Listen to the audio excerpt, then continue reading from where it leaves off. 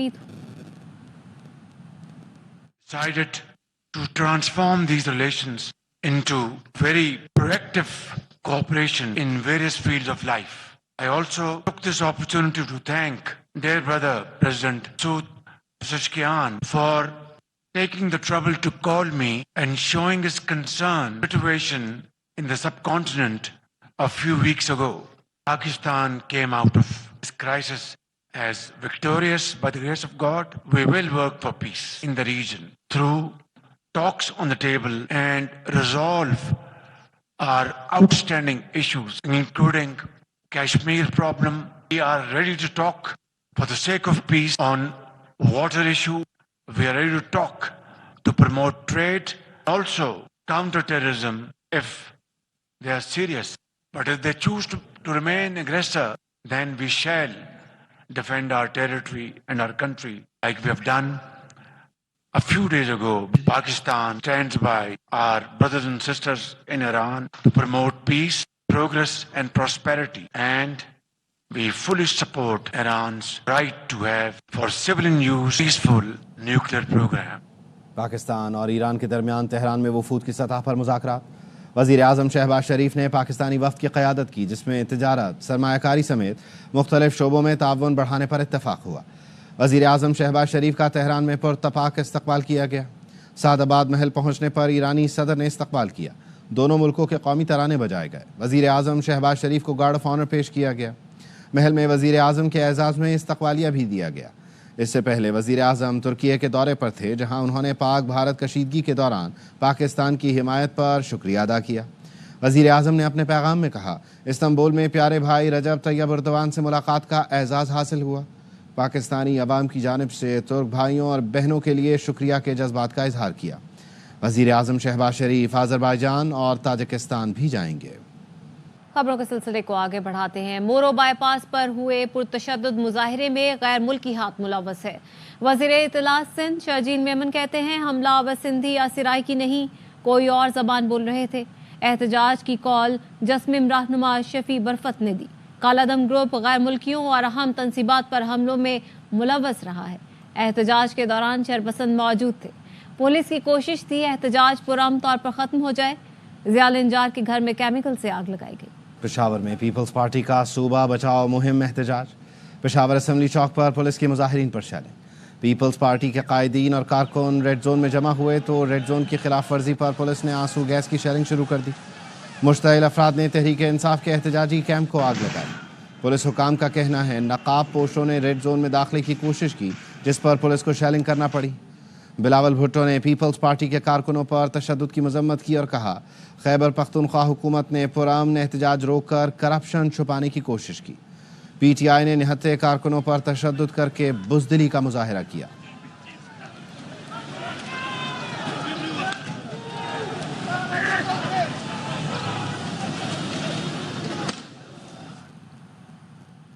बानी पीटीआई ने वाज़ेह कह दिया कि पार्टी तैयारी करे, बड़ी तहरीक का ऐलान करने वाला हूँ। साबिक वज़ीर आज़म की हमशीरा अलीमा खानम की अडयाला जेल के बाहर गुफ्तगू बोली। बानी ने कहा, अब कारकुनों को इस्लामाबाद नहीं बुलाऊंगा, पूरे मुल्क में तहरीक की कॉल दूंगा। विकेट के दोनों तरफ खेलने वालों के लिए पार्टी में कोई जगह नहीं। सारी जिंदगी जेल में रहने को तैयार हूँ, लेकिन यजीदी और फिरौनियत के निज़ाम के सामने नहीं झुकूंगा।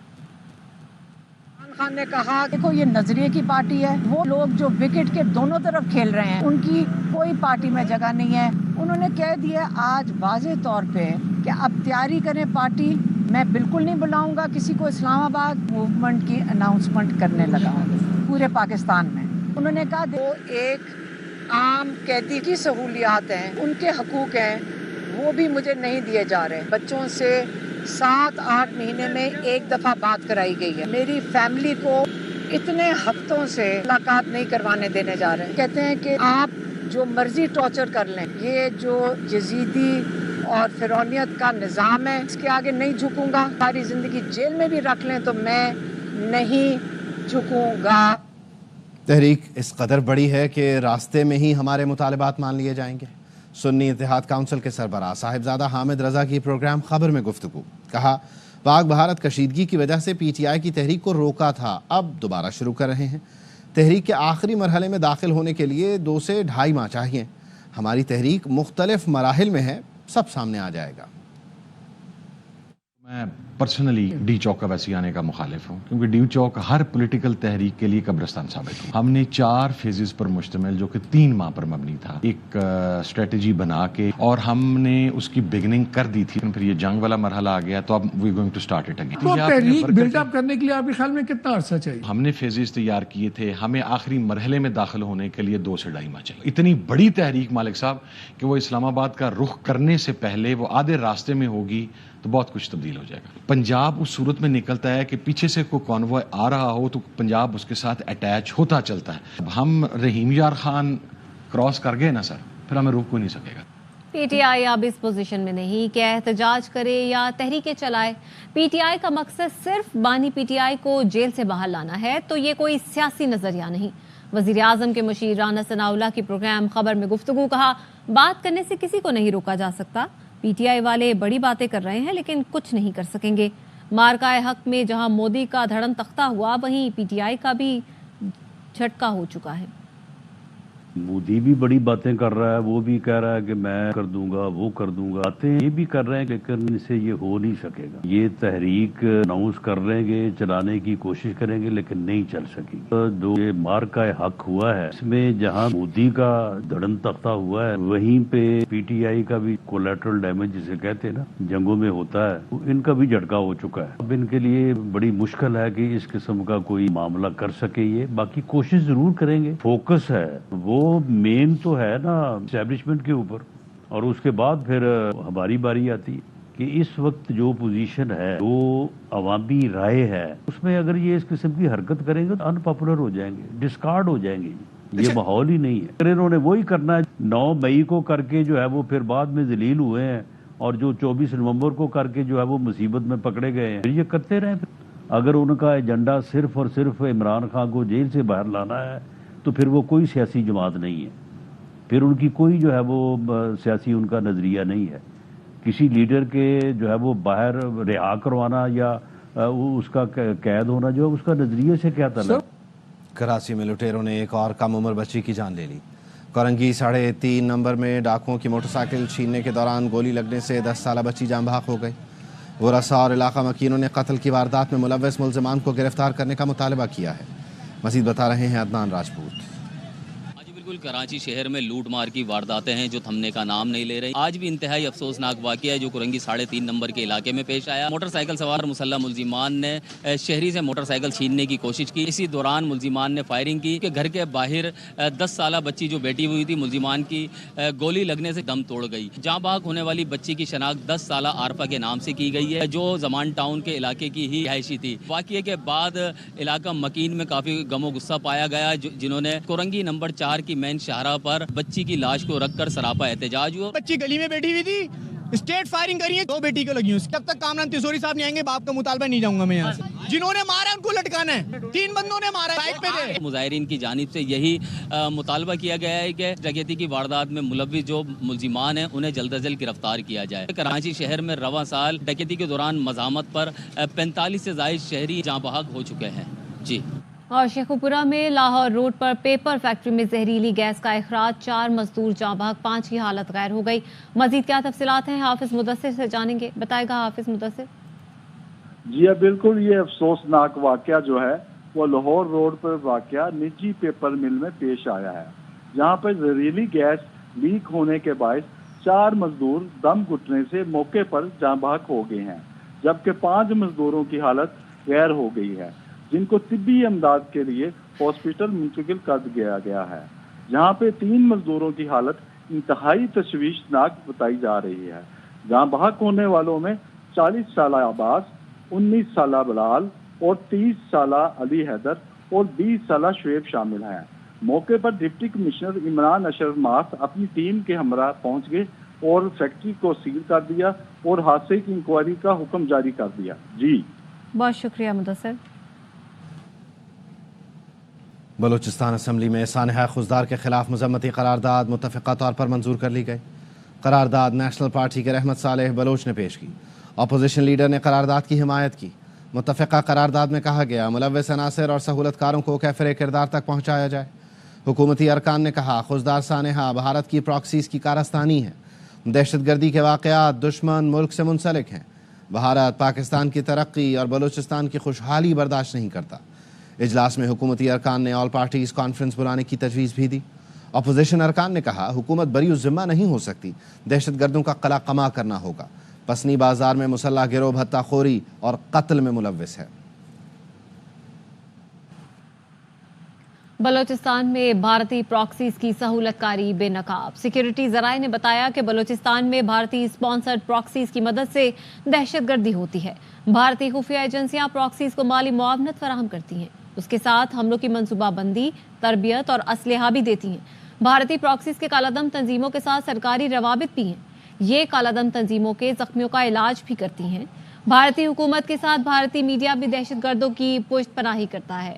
پاکستان میں دہشت گرد حملوں کی خبر سب سے پہلے بھارتی میڈیا ہی دیتا ہے۔ دہشت گرد حملے کی خبر بھارتی ذرائع ابلاغ کے اکاؤنٹ سے جاری ہوتی ہیں۔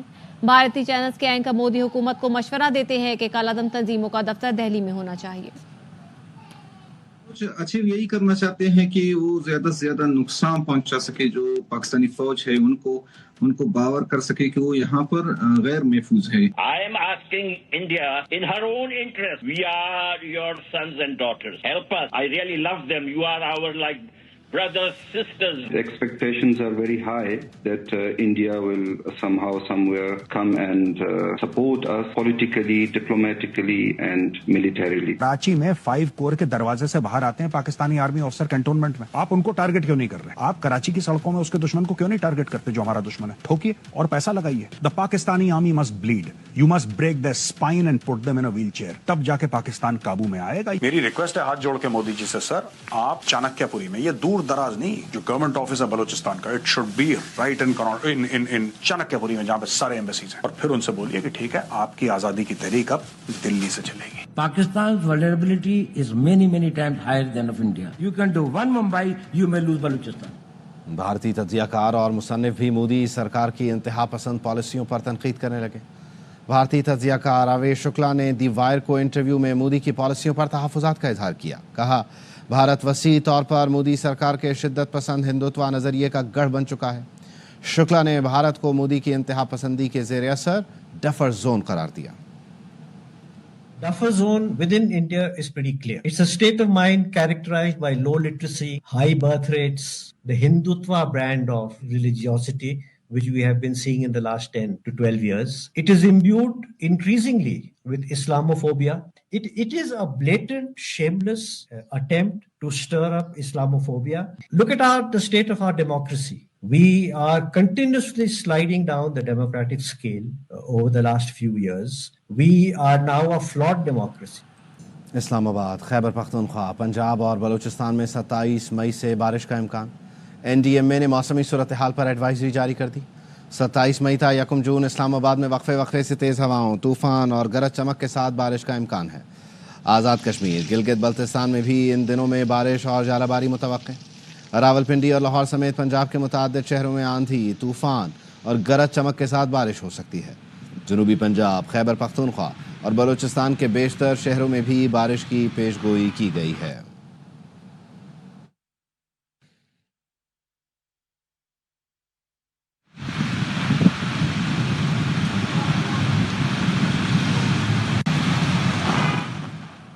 اسلام آباد ایئرپورٹ کے پاس واقع رہائشی اسکیم ممتاز سٹی میں کم قیمت اپارٹمنٹس کے منفرد منصوبے وہاڑا کی گراؤنڈ بریکنگ تقریب منعقد ہوئی، جسے پاکستان کے سب سے افورڈیبل اپارٹمنٹس کا منصوبہ قرار دیا جا رہا ہے۔ گراؤنڈ بریکنگ تقریب میں MS ڈیولپرز کے بانی محسن شیخانی، اسٹار مارکیٹنگ کے چیف ایگزیکٹو واسق نعیم، ممتاز سٹی کے chief executive Umair Mumtaz but, ایسوسی ایشن of builders and developers Pakistan آباد کے چیئرمین حسن بخشی، FPCCI کے سابق صدر رؤوف عالم، صف اول کے بلڈرز، ڈیولپرز، ریل اسٹیٹ شعبہ کے نمایاں لوگوں اور معروف سماجی شخصیات نے شرکت کی۔ محسن شیخانی نے اس موقع پر میڈیا سے گفتگو کرتے ہوئے کہا کہ وہاڑا کے اپارٹمنٹس کی قیمتوں کا آغاز 36 لاکھ روپے سے ہو رہا ہے۔ محسن شیخانی نے صحافیوں کو اس منصوبے میں باسہولت ادائیگی کے آپشنز اور آسان قسطوں کے بارے میں بھی تفصیلات سے آگاہ کیا۔ نیوز بلیٹن سے فی الوقت اتنا۔ دیکھتے رہیے ARY۔